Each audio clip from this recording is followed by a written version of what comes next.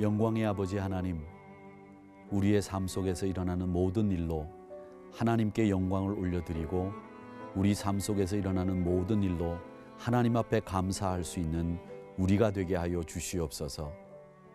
그러나 우리를 되돌아보면 참 부끄럽고 한심하기 짝이 없습니다. 아버지 하나님, 우리로 다시 한번 하나님의 말씀에 창념케 하시고 하나님의 뜻을 헤아릴 줄 아는 지혜를 얻게 하여 주셔서 정말 하나님이 기뻐하시는 일들을 감당할 수 있는 성도가 되게 하여 주시옵소서. 아버지 하나님, 부끄럽습니다. 그럴 때마다 주의 말씀을 기억하게 하시고 그럴 때마다 주의 행함을 기억하는 우리들 모두가 되게 하여 주시옵소서. 아버지 하나님, 우리가 구한 것이 우리 육신의 유익을 구한 것이 아니었습니까? 아버지 하나님의 나라와 그 의를 먼저 구하라고 말씀하신 것을 기억하며 다시 한번 하나님의 나라를 이루기 위해 달려나가는 믿음의 걸음걸음이 되게 하여 주시옵소서. 예수님의 이름으로 기도하옵나이다. 아멘.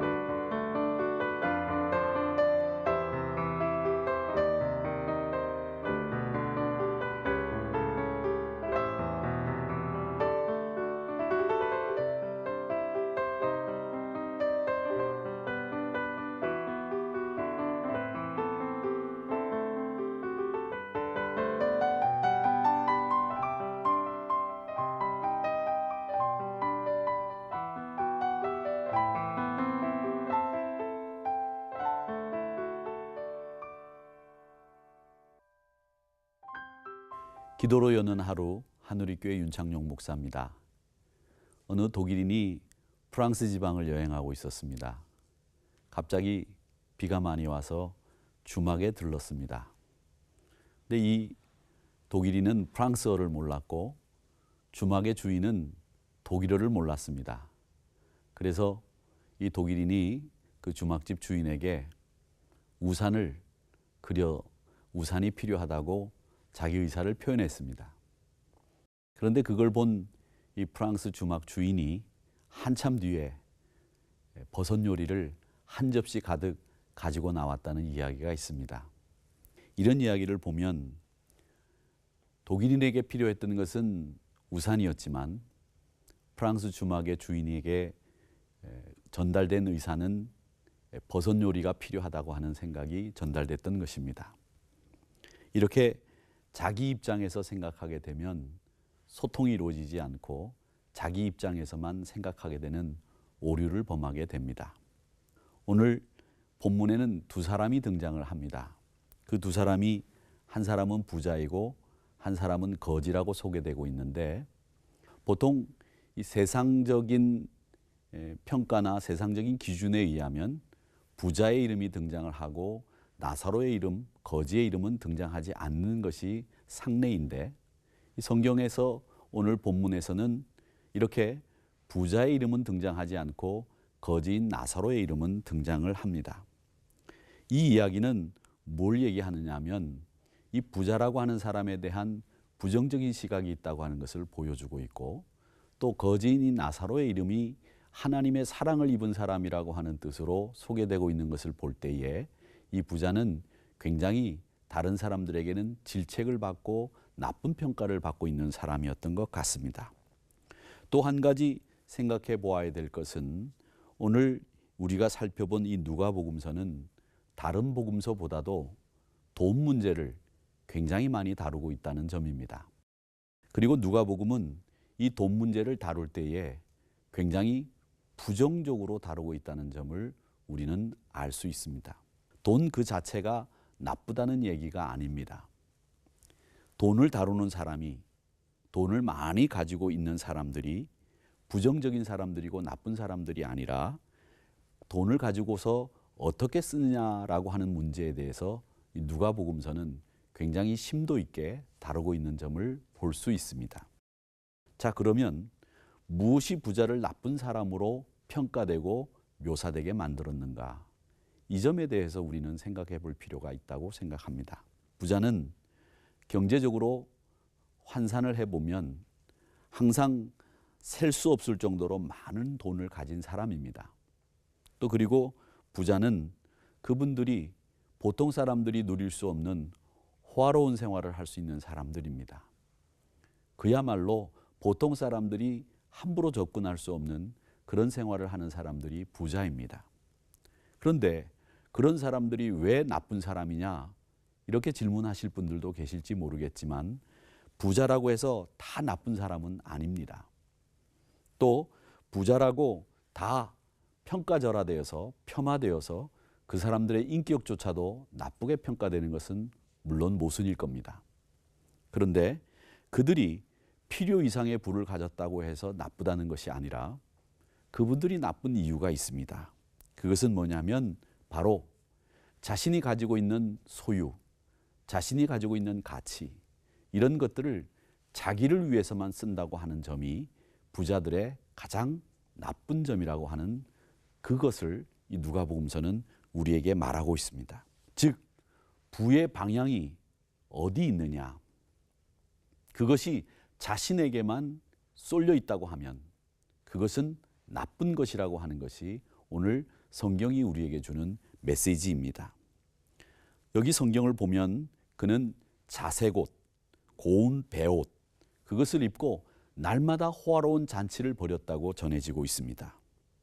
한 달에 한 번 잔치를 하는 것이 아니라 3개월에 한 번 잔치를 하는 것이 아니라 매일 잔치를 열어서 매일 자신의 호화로운 생활을 자랑하고 호화로운 생활을 영위하면서 자신을 향한, 자신을 위한 부를 사용하고 썼다는 점에 누가복음서는 문제를 삼고 있다는 겁니다.